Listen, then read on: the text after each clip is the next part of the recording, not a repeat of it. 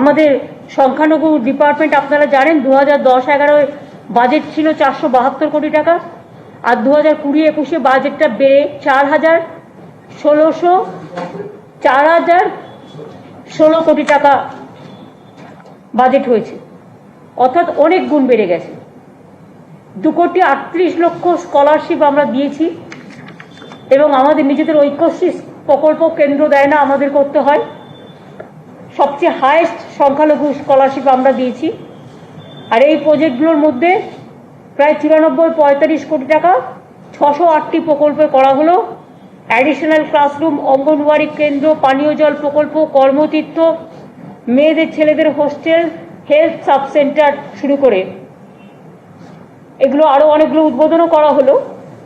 এবং আপনারা জানেন যে রাজ্যে অলরেডি হজ হাউস থেকে শুরু করে আলিয়া ইউনিভার্সিটি থেকে শুরু করে আমাদের 8,30,000 সংখ্যালঘু যুবক যুবতীকে, স্বয়ংনির্ভর গোষ্ঠীকে, সেলফ হেল্প গ্রুপকে আমরা হেল্প করেছি। আমরা ইভেন যে স্কলারশিপটা ঐক্যশ্রী করেছি, টোটাল খরচা রাজ্য সরকারের 10% কেন্দ্রীয় সরকার থেকে বেশি আমরা করি। অনেক বাড়ি করা হয়েছে। এখানে আলিয়া বিশ্ববিদ্যালয় পার্ক সার্কাসে অতিরিক্ত ক্যাম্পাস করা হয়েছে 551 কোটি টাকা। তারপরে সংখ্যালঘুদের জন্য 523টা হস্টেল নির্মাণ করা হয়েছে, 8টা নতুন পলিটেকনিক, 39টা নতুন আইআইটি, এছাড়াও মাদ্রাসা, কম্পিউটার। প্রায় 85,000 মানুষ হজ সম্পন্ন করেছেন এই কয়েক বছরে। এখানে 107 কোটি টাকা দিয়ে নিউ টাউনে আমরা হজের হাউস তৈরি করা হয়েছে। প্রত্যেক জেলায় সংখ্যালঘু ভবন তৈরি করা হয়েছে। 6,000-এর বেশি কবরস্থান তৈরি করা হয়েছে। তাছাড়াও মনে রাখবেন যে আলিয়া বিশ্ববিদ্যালয়ে 551 কোটি টাকা খরচা করে করা হয়েছে। এরকম প্রচুর টাকা খরচা করে, এবং 17% ওবিসি রিজার্ভেশনের মধ্যে দিয়ে প্রায় 97% সংখ্যালঘুরা চান্স পেয়েছে। তারা আজকে বিদ্যায়, শিক্ষায়, সংস্কৃতিতে, সভ্যতায়, উচ্চশিক্ষায় এগিয়ে যাচ্ছে। এটা সমাজের পক্ষে মঙ্গল। যেমন ট্রাইবেলদের জন্য আমরা করেছি, শিডিউল কাস্টদের জন্যও করেছি। আপনারা জয় বাংলা প্রজেক্ট জানেন, যে স্কিম আমরা করেছি, তাতে জয় জহর 60 বছর বয়স যাদের হয়ে যাচ্ছে তাদের সকলকে আমরা 1,000 টাকা করে দিচ্ছি, পেনশন দিচ্ছি। অলরেডি মে জুন আমরা দিয়ে দিয়েছি, তাই তো? না, জুন জুলাই দেওয়া আছে, জুন জুলাই দেওয়া আছে, 2 মাস করে আমরা দিয়ে দিচ্ছি। আবার জুলাই মাস যখন হয়ে যাবে তখন আমরা আগস্ট সেপ্টেম্বরটা করব। সুতরাং এমনকি শিডিউল ট্রাইব পর্যন্ত আপনাদের আমি বলি, সেন্ট্রাল গভর্নমেন্ট মাঝে আমাদের একটা গাইডেন্স দিয়েছেন, যেগুলো আমাদের একলব্য স্কুলগুলো আছে, বলছে আমরা সেন্ট্রাল থেকে মনিটরিং করবো না, তো পয়সা দেবো না। আমরা তোমার মনিটরিংও করতে হবে না, তোমার পয়সাও দিতে হবে না, প্লাস ওদের বোর্ডের অ্যাফিলিয়েশন করতে হবে। অর্থাৎ কোনো রাজ্যের কথার কোনো দাম নেই। আমরা বলছি তোমাদের দরকার নেই, আমরা রাজ্য সরকার থেকেই চালাবো। যেমন ট্রাইবেল স্কলারশিপ বলছে আমাকে সব নামের ডেটা দিতে হবে, তবেই আমি দেবো টাকা, নালে দেবো না। এটা তো কেন্দ্রীয় সরকার করতে পারে না। রাজ্যে সব স্কিম চালায়, কেন্দ্রের স্কিম চালায়। এখন টোটালটাই ওভারডোজ করে দিয়ে রাজ্যটাকে ক্যাপচার করা, টোটালটা গ্র্যাব করার এই যে টেন্ডেন্সি, আমরা বলছি ভাই তুমি ট্রাইবেলদের স্কলারশিপ দেবে না, তো দিও না। আমাদের সরকার যদি সংখ্যালঘুদেরও দিতে পারে, ট্রাইবেলদেরও দিতে পারে। এগুলো আমরা করছি, আমরা করে নেব, কিন্তু তোমাদের কাছে মাথা নত আমরা করব না গায়ের জোরে সরকার দখল করার। 2 হচ্ছে রাজ্য সরকারের সব ক্ষমতা দখল করতে হবে, এটা হবে না। 2 হচ্ছে আপনাদের আমি বলি, পাবলিকের একটু অসুবিধে হচ্ছে বাস নিয়ে, কারণ যেহেতু মেট্রো চলছে না বা লোকাল ট্রেন চলছে না, প্রবলেম তো হচ্ছেই। কিন্তু যেহেতু এখন স্কুল বন্ধ আছে, কলেজ বন্ধ আছে, অনেকে হোম ফ্রম ওয়ার্ক করছেন, গভর্নমেন্টও এখন ফুল ফেজড খোলেনি, আমরা একটা স্ট্যাগার ওয়েতে কাজ করছি। অনেক প্রাইভেটও হয়তো বাড়িতে কাজ করছে, বা টোটালটা হয়তো খোলেনি, সব কিছু সম্পূর্ণ 100% হয়তো খোলেনি, এখনো খুলতে পারেনি। কিন্তু আমরা রিল্যাক্সেশন করেই লকডাউন করছি। এই লকডাউনটা আমাদের 31শে জুলাই পর্যন্ত চলবে। শুধু একটা সময় বদল হবে, বাদবাকি যদি কিছু রিল্যাক্স করি পরে বলে দেবো।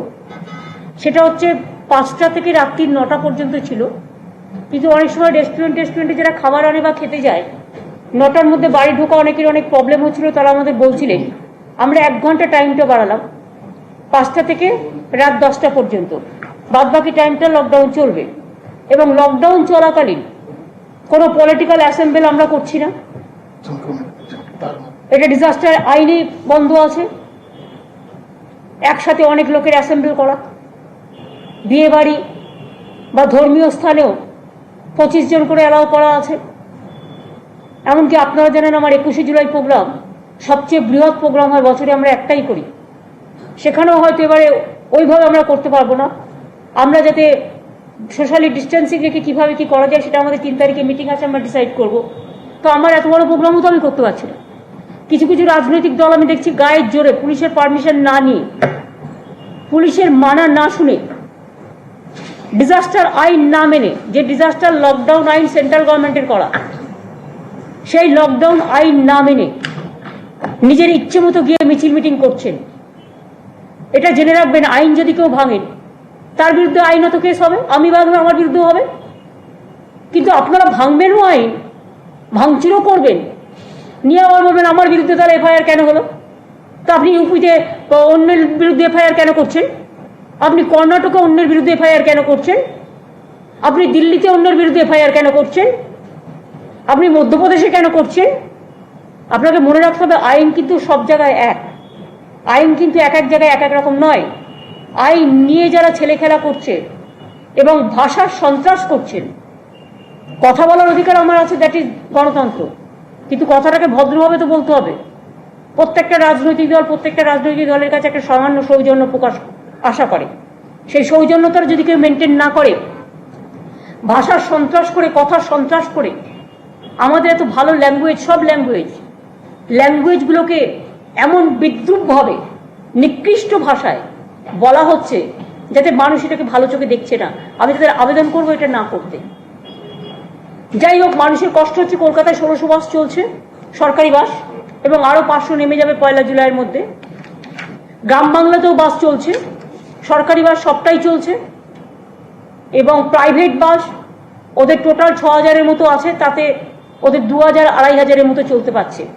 কারণ ওরা বলছে রোজ পেট্রোলের দাম বাড়ছে, ডিজেলের দাম বাড়ছে, আমরা কি করব। কিন্তু তবুও এই ক্ষেত্রে আমরা মনে করি এই সময় মানুষের উপর বাড়াবাড়ি দেওয়াটা ঠিক হবে না।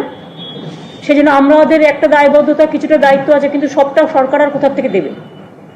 অনেক জায়গায় তো মাইনেও বন্ধ হয়ে গেছে, কিন্তু আমরা এখনো, সরকার, আমাদের কেন্দ্রীয় সরকার কোনো হেল্প করছে না। একটা যে আমরা কিট, যে আমরা ধরুন প্রতিদিন হাজার হাজার আমরা যে টেস্ট করছি, এক একটা কিটের দাম কত?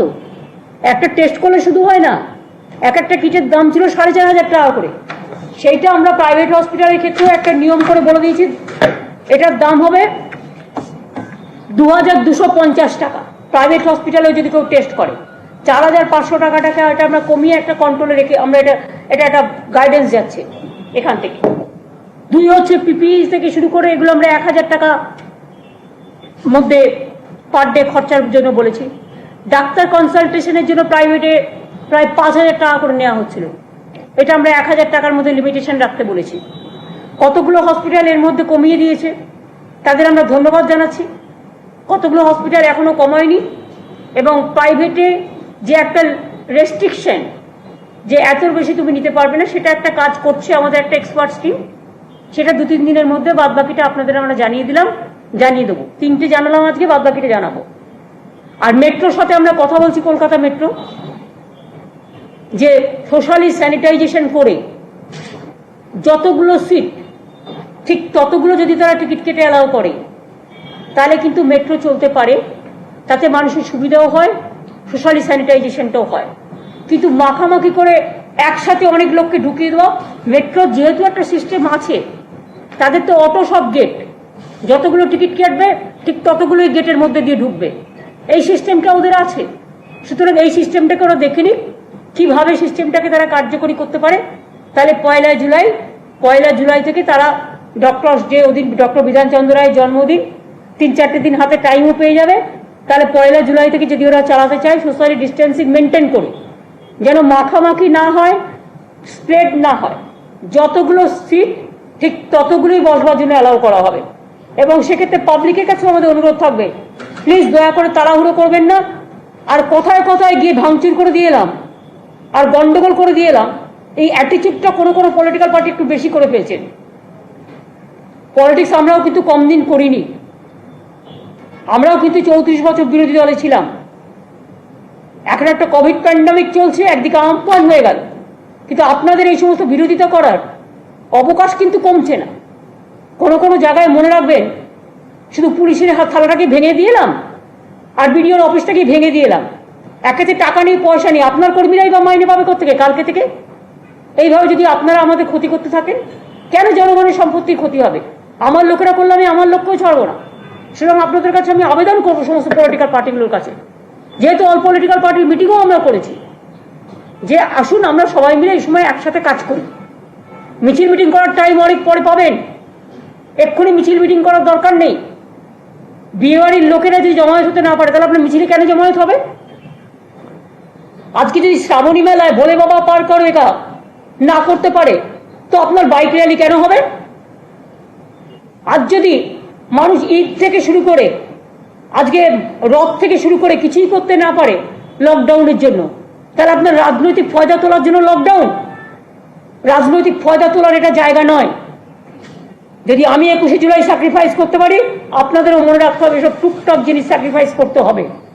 কখনো কখনো ডেডিকেটেড ওয়েতে কাজ করতে হয়, ডিভোটেড ওয়েতে। সেটুকু তো করেন না, এটুকু করুন অন্তত দয়া করে। এটা আমি কাদের বলছি, কাদের উদ্দেশ্যে বলছি নাম না বলেও বুঝতে পারছেন। এবার আমি আর একটা কথা বলি, যে আমাদের 6000 যে প্রাইভেট বাস আছে, তার মধ্যে ওদের 2500-এর মতো চলছে প্রাইভেট এবং মিনি বাস নিয়ে। ওদের আমি অনুরোধ করব যে তারা যেন 6000 বাসের যে ওদের ক্যাপাসিটি আছে সেটা নিয়েই তারা যেন রাস্তায় নামে, সব বাসকে নিয়ে এবং মিনি বাসকে নিয়ে। ওদের ইউনিয়নের সাথে আজকে আমার মিটিংও হয়েছে। শুভেন্দু ছিল আমার সাথে রাজীব সিনহা, আমার সাথে পুলিশ কমিশনার অনুজ শর্মা, ডিজি বীরেন্দর, এসএসএ সুরজিৎ, প্রভাত ওদিকে ট্রান্সপোর্ট সেক্রেটারি, ওদিকে আলাপন বন্দ্যোপাধ্যায় হোম সেক্রেটারি, ওদিকে গানমান সিং, ওদিকে মাইনরিটি ডিপার্টমেন্টে গোলাম, ওদিকে আমাদের বাস সিন্ডিকেট, তাদের সমস্ত মিনি বাস এবং বাসের ইউনিয়নের প্রতিনিধিরাও আছেন এখানে। আমরা যেটা বলেছি, ওদের অসুবিধা আমি বুঝতে পারছি। এই সময় গভর্নমেন্ট অফ ইন্ডিয়া তো কন্টিনিউয়াস দাম বাড়িয়ে যাচ্ছে, আর তার মধ্যে লজ্জা নেই। কেউ কেউ আবার বলছে এটা রাজ্যের দোষ, বাড়াচ্ছে কেন্দ্র, দোষটা রাজ্যের। মজাই যেন আছেন, আপনি বাড়াবেন না, হয়ে গেল, আপনি বাড়াবেন কেন? এই সময় মানুষের পকেটে একটা পয়সা নিয়ে এত কষ্ট করছে, 10-15 দিন ধরে কন্টিনিউয়াস, 10 দিন 12 দিন 15 দিন ধরে চলছে। এমনকি কোথাও কোথাও তো ডিজেলের দাম বেশি হয়ে গেছে পেট্রোলের থেকে। তাই বুঝতে পারছি না অবস্থাটা কি। তো এই পরিপ্রেক্ষিতে যারা পেট্রোল ডিজেলের কারবার করে তাদেরও তো প্রবলেম আছে, যারা বাস টাস চালায়। সেই জন্য ওদের দিকটাও আমরা দেখে বাস ভাড়া বাড়াতে আমি পারছি না, কারণ এটা এখানে আমার মানুষের কাছে দায়বদ্ধতা আছে। এই সময় মানুষকে আমরা যতটা পারবো সাহায্য করব। তাই আমরা একটা সিদ্ধান্ত নিয়েছি, এর জন্য গভর্নমেন্টকে 27 কোটি টাকা সাবসিডি দিতে হবে ফর 3 মান্থস। ইমিডিয়েট 3 মান্থসের জন্য একটা প্রজেক্ট আমরা করেছি। সেটা হচ্ছে প্রতি প্রাইভেট বাস বা মিনি বাস যেটা আছে, তাদের যেহেতু তারা যাতে মানে চালাতে পারে এবং মানুষের যাতে কষ্ট লাঘব হয়, শুধু মানুষের দিকে তাকিয়ে এই সিদ্ধান্তটা আমরা নিয়েছি। তাতে গভর্নমেন্টের রাজকোষ থেকে আরো 27 কোটি টাকা যাবে, কিন্তু বৃহত্তর স্বার্থে, মানুষের স্বার্থে এটা আমরা নিয়েছি। 1 জুলাই থেকে এই 6000 যে বাসের ওদের যে সংখ্যা আছে, প্রতি বাস প্রতি গভর্নমেন্ট এই 3 মাস 15,000 টাকা করে ওদের দেবে।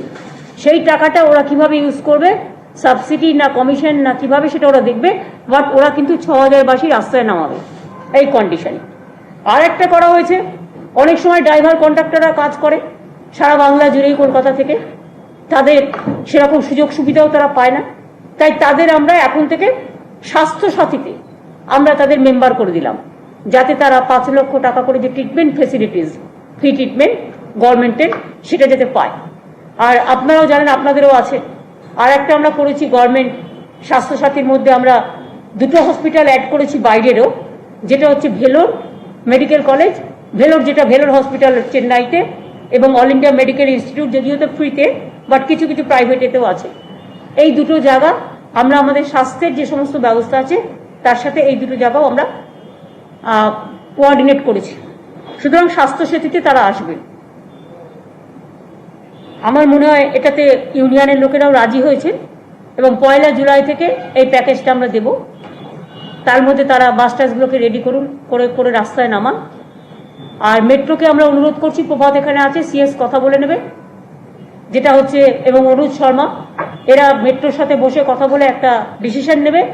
সেটা হচ্ছে সোশ্যালি স্যানিটাইজ করে যতগুলো সিট ততগুলো টিকিটই তারা বিক্রি করবে সেই সিস্টেম অনুযায়ী। যেহেতু তাদের অটো সিস্টেম আছে, তাদের ওখানে হঠাৎ করে বাসে যেমন রাস্তা দাঁড়িয়ে থাকলো ঢুকে গেল, কিন্তু ওখানে পারে না, বাসের সিস্টেম মেনটেন করতে হবে। বাসে পুলিশ একটা ভালো ট্রান্সপোর্ট ডিপার্টমেন্টের সাথে কোঅর্ডিনেশন করে একটা কাজ শুরু করেছে, যেটা হচ্ছে কোনো জায়গায় হয়তো 45 জন 50 জন লোক দাঁড়িয়ে আছে, ওই ইনফরমেশনটা দিলে সঙ্গে সঙ্গে বাস চলে আসছে, এবং সেটা হয়তো 40-45 মিনিট কেউ দাঁড়িয়ে থাকলেই বাসটা এখন 40-45 মিনিট থেকে 10-15 মিনিটের মধ্যে করে দিয়েছে, পুলিশকে ইনফরমেশনটা দিচ্ছে, বাস পাঠিয়ে দিচ্ছে। সুতরাং এই প্রাইভেট বাসগুলো চালু হয়ে গেলে এবং মেট্রো চালু হয়ে গেলে এই প্রবলেমটা থাকবে না। মেট্রো আমি চাই যে 1 জুলাই থেকে করুক, কিন্তু বাদবাকি বাসের যারা যতটুকু আছে আপনারা নামিয়ে ফেলুন, কিন্তু 1 জুলাই থেকে আপনারা প্যাকেজটা পাবেন, যাতে মানুষ বলতে পারে যে হ্যাঁ আমি প্রবলেম থেকে মুক্তি পাচ্ছি। কারণ মানুষের যেটা প্রবলেম হচ্ছে, মানুষ যখন বাড়ির থেকে বেরোচ্ছে ভাবছে আমি পৌঁছবো তো ঠিক মতো, আমি বাড়িতে পৌঁছতে পারবো তো ঠিক মতো, একটা আনসার্টেনটি, এটা যেন মানুষের মধ্যে কাজ না করে, এটা দেখতে হবে। আর একটা হচ্ছে একটু কোঅর্ডিনেশন করতে হবে ট্রান্সপোর্ট এবং বাস সিন্ডিকেট এবং পুলিশের মধ্যে। যদি কোথাও কেউ খবর পায় এখানে ওখানে কোথাও লোক দাঁড়িয়ে আছে, একটা অ্যাপস বা কিছু একটা করে যে আমরা এই দাঁড়িয়ে আছি 15-20 মিনিট হয়ে গেল, 15-20 মিনিটের মধ্যে যদি না পায় তাহলে একটা ইনফরমেশন দেবে, ইনফরমেশন পেলেই পুলিশ সেটা কোঅর্ডিনেট করে বাস আনিয়ে নেবে এবং যাতে যেতে পারে এটা দেখে নিতে হবে, এটা দরকার আছে। একটা জিনিস আমাদের আপত্তি আছে, আমরা আপত্তি জানাচ্ছি কেন্দ্রীয় সরকারকে। লকডাউন চলছে, যখন কোভিড বাড়ছে সারা ভারতবর্ষে, সারা পৃথিবীতে এখন একটা স্প্রেড হচ্ছে, তো এই স্প্রেডটা আমাদের তো রুখতে হবে, এখানে সকলেরই একটা দায়িত্ব আছে।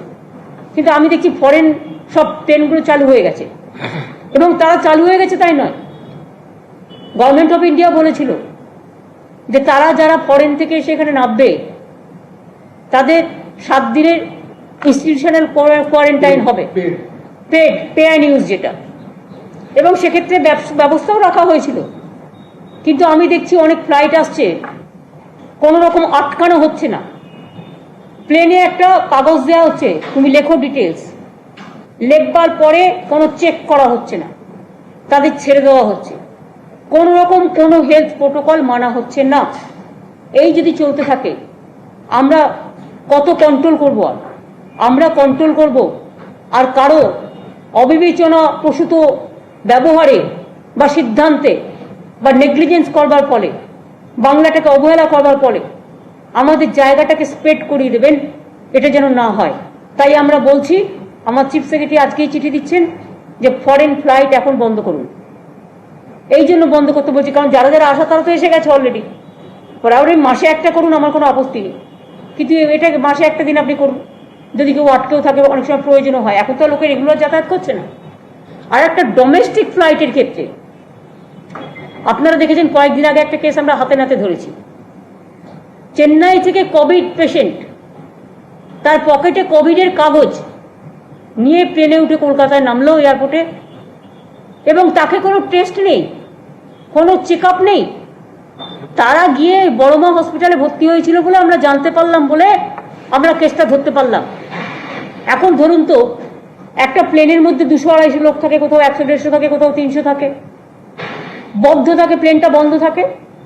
সেই বন্ধ প্লেনে যদি কোভিড পেশেন্ট আসে এইভাবে মুক্তভাবে, এবং সেই রোগটা তাহলে তো নিঃশ্বাসে প্রশ্বাসে যেখানে বসবে, একটাই বাথরুম, 2টা বাথরুম, একটা ইধারে একটা উধারে, বাথরুমগুলো একই বাথরুম ইউজ করছে, একই চেয়ারে বসছে, একই গায়ে গায়ে বসছে, তো সেখানে এত কমিউনিটি স্প্রেড হয়ে যাবে, তখন তো কেউ সামলাতে পারবে না। সেই জন্য আমরা বলছি যেখানে করোনার সংখ্যা বেশি সেই জায়গাগুলো থেকে ডোমেস্টিক ফ্লাইট জুলাই পর্যন্ত আসা বন্ধ করতে। আমার ডোমেস্টিক ফ্লাইট কলকাতা থেকে বাগডোগরা চলুক, কলকাতা থেকে অন্ডাল চলুক, অন্ডাল থেকে বাগডোগরা চলুক, আমার কোনো আপত্তি নেই। আর বাইরের ফ্লাইট 15 দিনে একদিনে চলুক, আমার কোনো আপত্তি নেই। ডোমেস্টিক ফ্লাইটও আমরা দেখে নেবো, টেস্ট করে নেবো হেলথ প্রোটোকল মেনে। আর বিদেশের ফ্লাইট মাসে একদিন চলুক, আমার কোনো আপত্তি নেই। কিন্তু আমাদের আপত্তি হচ্ছে এই কারণে, কারণ আমরা চোখের সামনে দেখতে পাচ্ছি হেলথ প্রোটোকল মানা হচ্ছে না, ইনস্টিটিউশনাল কোয়ারেন্টাইনে যাচ্ছে না। তাকে ট্র্যাক করবেন কি করে আমার কাছে যদি ইনফরমেশন না থাকে? মুখে মুখে তো খুব বলছে, টেস্টিং, ট্র্যাকিং, ট্রেসিং।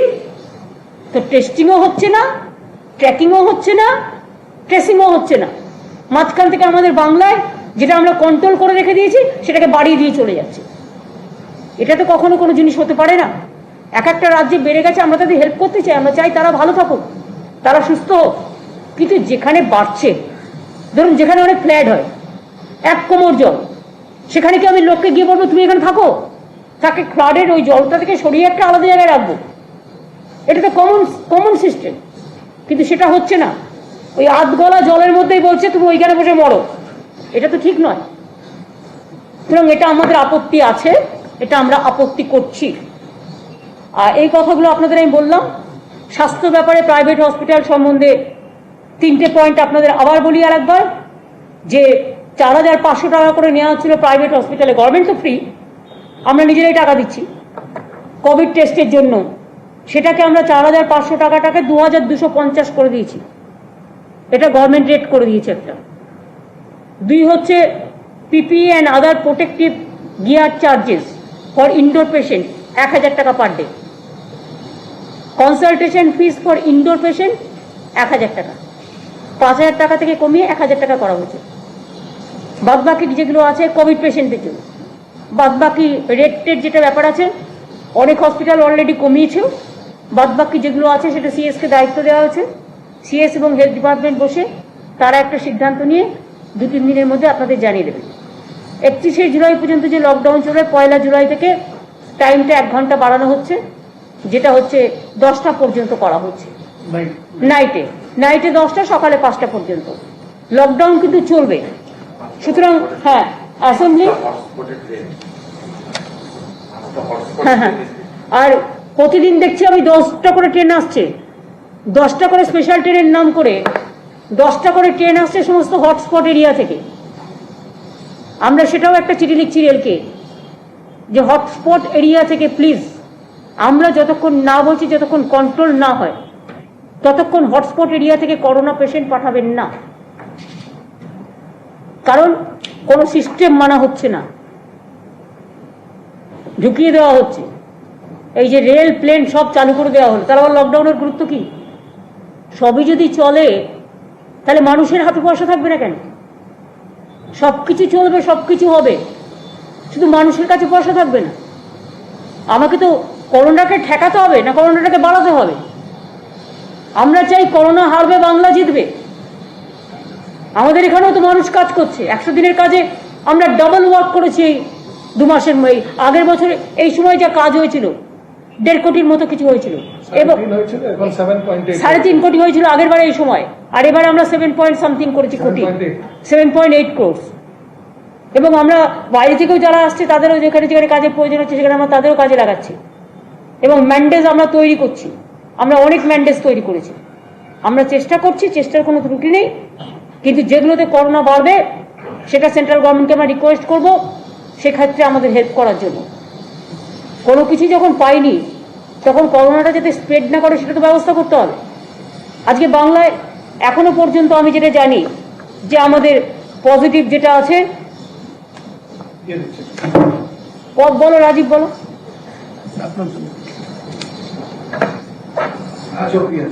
আজ অব্দি টোটাল পজিটিভ যেটা আছে, এই অ্যাক্টিভ কেস, আমি অ্যাক্টিভ কেসটাকেই আপনাদের বলবো একটু গুরুত্ব দিতে। কারণ পজিটিভ হয়ে যারা বাড়ি চলে গেছে সেটাকে নিয়ে নাড়াচাড়া করে তো এখন লাভ নেই। সেটা একটা সংখ্যা আছে, সেটা রোজই বাড়তেই যাবে। কারণ হচ্ছে আপনাকে রোজই টেস্ট বাড়াতে হবে, আর রোজই প্লেনও আসবে, ট্রেনও আসবে, বাড়াতে আসবে। সুতরাং টোটাল অ্যাক্টিভ কেস আজ পর্যন্ত হচ্ছে 5,039 যেটা আছে। আশা করি আমরা হয়তো সবাইকে পারবো না, বাট 99% আমরা চেষ্টা করবো ভালো করে দেওয়া। পশ্চিমবাংলায় 5,039 জন এখনো করোনা আক্রান্ত আছে।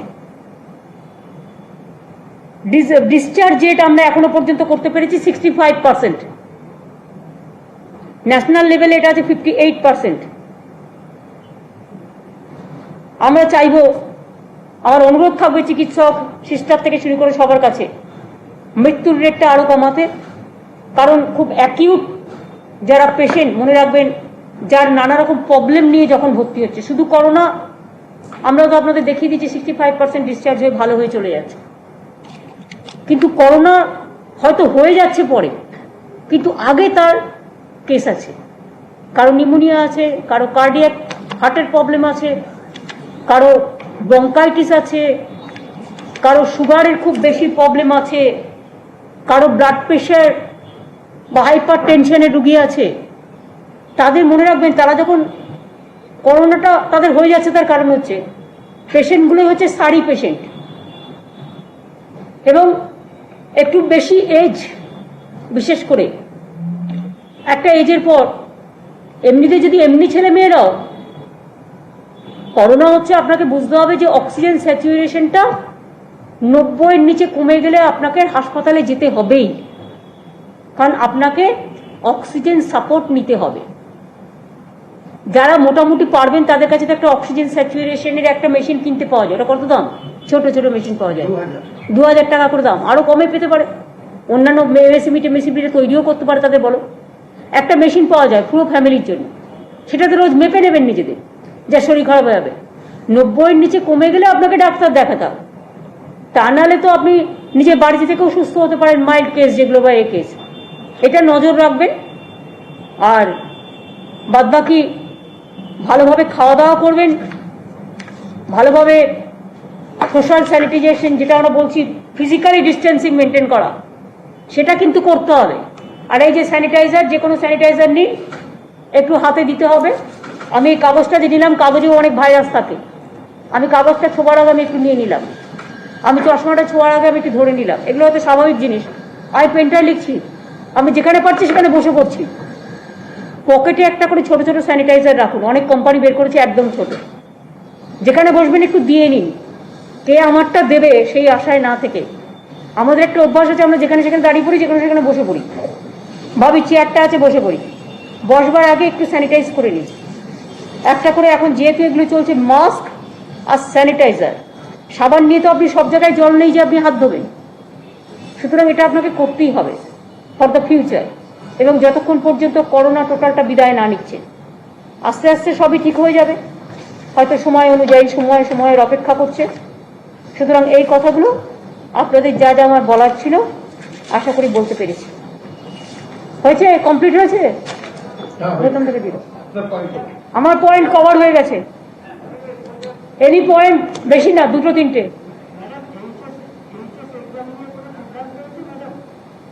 ওটা পার্থ চ্যাটার্জি আপনাদের বলবেন, সুপ্রিম কোর্টের রায় মেনেই ওরা কাজ করবে। কিন্তু সেক্ষেত্রে ওদেরও তো এক্সপার্টসরা আছে, স্কুলগুলো আছে, কলেজগুলো আছে, ইউনিভার্সিটিগুলো আছে, কথা বলে জানিয়ে দেবে কি সিস্টেমে হবে বা আদৌ হবে কিনা, বা কোন সিস্টেম ফলো করা হবে, সেটা কলেজ, ইউনিভার্সিটি বা ওদের যে এক্সপার্টস কমিটি আছে তাদের সাথে কথা বলে তারা সিদ্ধান্ত নেবে। এটা তাদের উপরে ছেড়ে দেওয়া হয়েছে।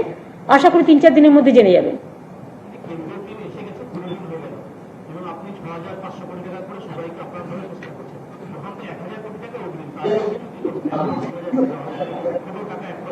দিল কি? 53,000 কোটি টাকা পাই, সেই টাকাই দেয়নি।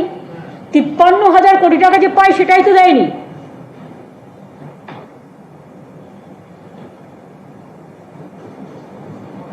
আর তারপরে এখানে এখনকার নেতারা বড় বড় কথা বলে, যাদের পলিটিক্যাল পার্টির এখানে ক্ষমতায় আছে। আমি এখানে রুলিং পার্টি, ঠিক আছে, কিন্তু আমি এখানে একটা আইন আর বিহারে গিয়ে আর একটা আইন করতে পারি না, because I am the ruling party member.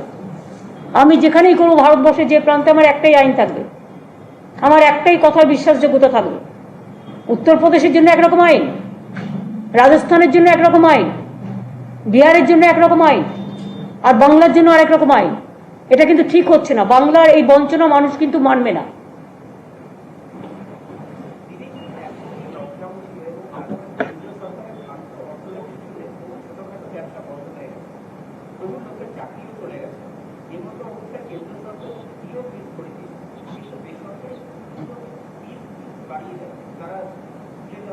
না না না, আমরা যেটা পরিষ্কার বলছি, আমাদের যেটা অ্যাপিল, শুনুন, আমাদের অ্যাপিল খুব ক্লিয়ার।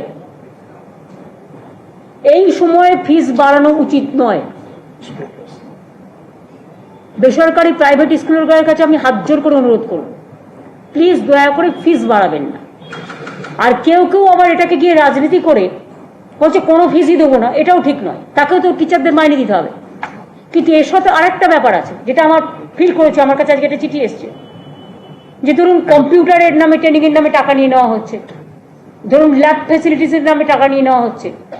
এইটা কিন্তু নেওয়া উচিত না। ফিস যেমন নিচ্ছেন ঠিক আছে, না বাড়িয়ে যা অ্যাজ ইট ইজ ছিল, কারণ আপনাকেও তো টিচার মাইনে দিতে হচ্ছে, আপনাকেও আপনার স্কুল মেনটেনেন্স করতে হচ্ছে, এটা আমি এগ্রি করি। আমি এটা চাই না আমরা যে আপনারা ফিস বাড়ান, এখন ফিস বাড়ানোর সময় নয়।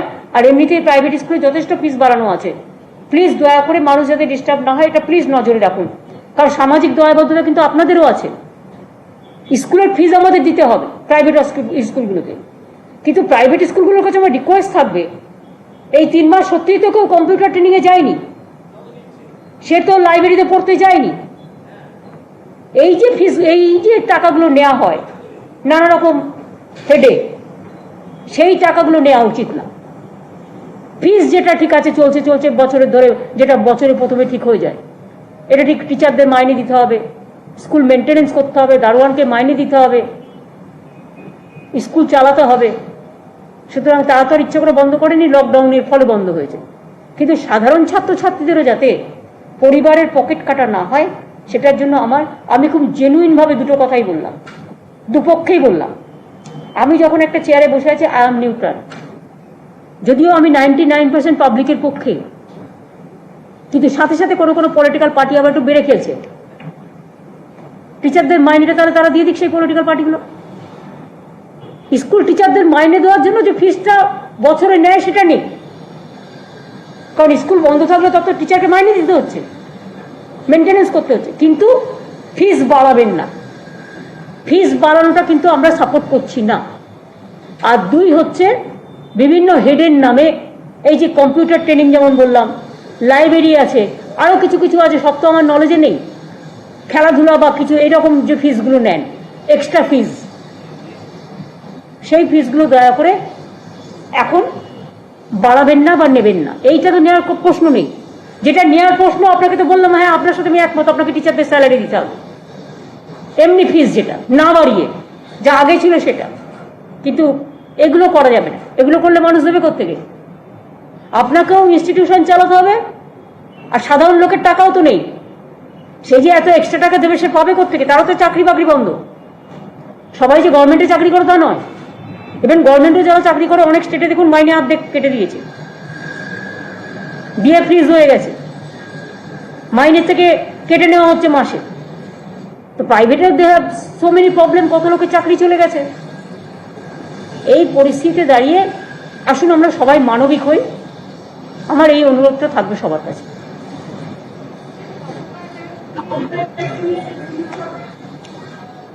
এটা আমি না জেনে বলবো না, সব ইস্যু একসাথে আসতে পারে না। Let me study first, then I let you know. না হয়ে আছে, হয়ে আছে।